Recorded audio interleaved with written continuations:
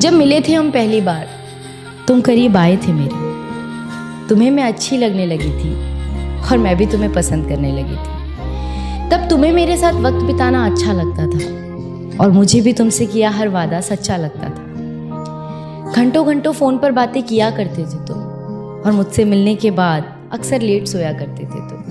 हर बात पर तुम मेरे लिए केयर दिखाते थे। रूठ जाऊं मैं कभी तो तुम झट से मनाते थे।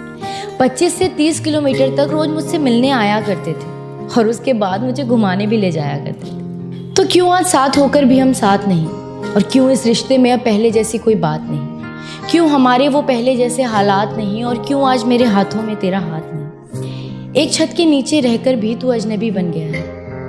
पता नहीं तू अचानक इतना क्यों बदल गया है। ऐसा नहीं कि मैंने तुम्हें समझाने की कोशिश नहीं की, पर कभी तुमने ही ये रिश्ता बचाने की कोशिश नहीं की।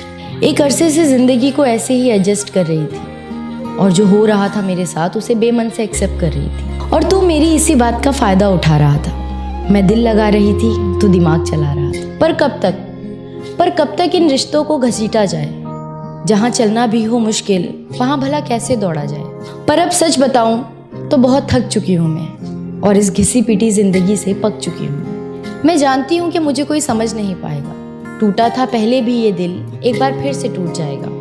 पर इस बार मैं खुद से एक वादा करूंगी, दूसरों से कम और खुद से प्यार ज्यादा करूंगी। मैं हंसती रहती हूँ अक्सर, इसलिए कोई जान नहीं पाता, और इस हंसी के पीछे का दर्द कोई पहचान नहीं पाता। अब किसी को इतना पास नहीं लाऊंगी मैं, अब किसी को इतना पास नहीं लाऊंगी मैं, और किसी को इतना खास नहीं बनाऊंगी मैं। और ज़रूरी नहीं कि ज़बरदस्ती रिश्तों को निभाया जाए, झूठी मुस्कुराहटों से बेमतलब सबको हंसाया जाए।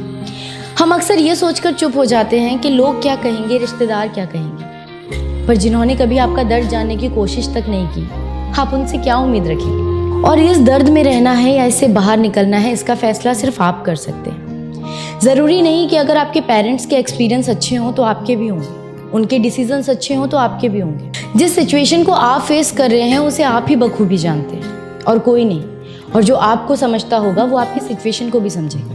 और शायद हमारा सफ़र यहीं तक हो, ये सोचकर अच्छी मेमोरीज को अपनी डायरी में रखकर उस चैप्टर को बंद कर देना चाहिए। क्योंकि हो सकता है आपकी किताब में कहानी नहीं किस्से हों, और अगर आप चाहते हैं कहानी लिखना तो आपको अपनी कहानी का मेन हीरो खुद बनना होगा। क्योंकि अगर आप किसी और को अपनी कहानी का मेन हीरो बनाएंगे तो आपकी कहानी अधूरी रह सकती है, लेकिन अगर आप खुद अपनी कहानी का हीरो बनेंगे तो आपकी कहानी ज़रूर मुकम्मल होगी। शुक्रिया।